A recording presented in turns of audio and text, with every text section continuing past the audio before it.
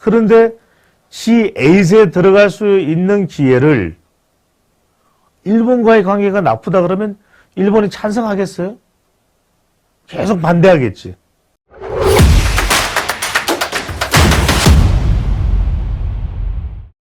자, 첫 번째 이제 윤석열 대통령과 바이든이 함께 여는 정상급 합의 헤드라인 올려주세요.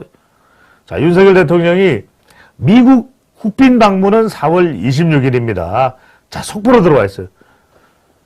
제가 뭐라고 얘기를 했습니까? 이 일본과의 관계는 무조건 뭘 생각해야 된다? 미국, 그 다음에 북한, 중국, 러시아, 경제. 이걸 여러분들이 머릿속에 생각하고는 제3자 변제한 그냥 일본 가서 한일 정상회담 한 거 그것만 가지고는 그 이야기를 못해요. 그 이야기를 드렸죠. 오전에 말씀을 드렸던 부분입니다.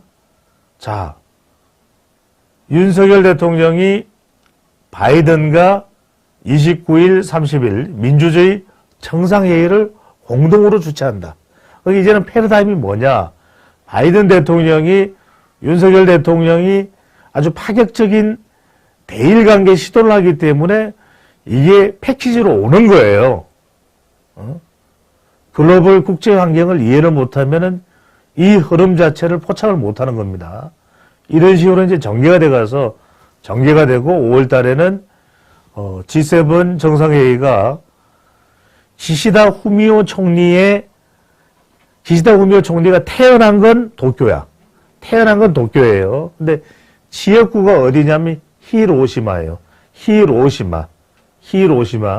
히로시마에서 G7 정상회의가 열립니다. 여기에 이제 한국을 초대해서 지금 미국의 헤리티지 재단은 한국을 G8에 넣어야 된다. 넣읍시다. 이 이야기를 하고 있는 거예요. 그런데 우리가 G8에 들어가기 위해서는 G8은 뭡니까? G7이 뭐예요?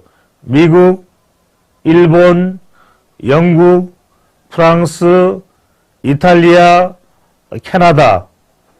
이게 지금 G7이잖아요. 그죠?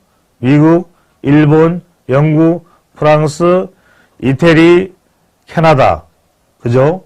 이게 여러분들 이제 G7이에요. 이 G7 국가에 플러스 이제 한국이 들어간다 이거예요.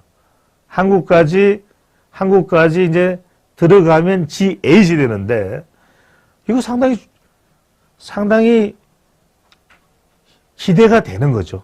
전 세계를 선도하는 여기에는 중국과 러시아도 안 들어가 있어요. 중국과 러시아도 없어. 여기에 한국이 들어가서 G8 국가가 된다. 그러면 상당히 전 세계적으로는 위상이 높아지는 거예요. 그런데 G8에 들어갈 수 있는 기회를 일본과의 관계가 나쁘다 그러면 일본이 찬성하겠어요? 계속 반대하겠지.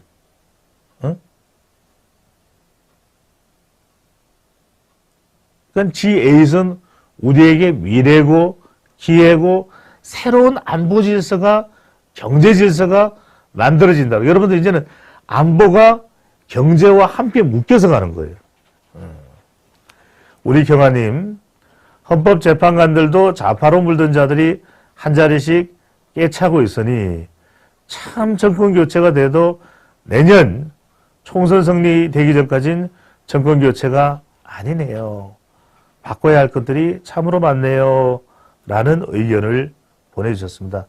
하여튼 여러분들 관련된 내용, 지금 윤석열 대통령의 파격적인 새로운 한일 관계 정립 시도 이후에 미국과 또 다른 국제 질서 속에서 기회가 생겨나고 있다. 그러니까 새로운 한일 관계 정립이 사실상 최종 목적지가 아니라 앞으로 시시각각 변하게 되는 새로운 안보 질서에서 경제 질서 속에서 우리의 몫을 찾을 수 있는 기회가 되고 있다.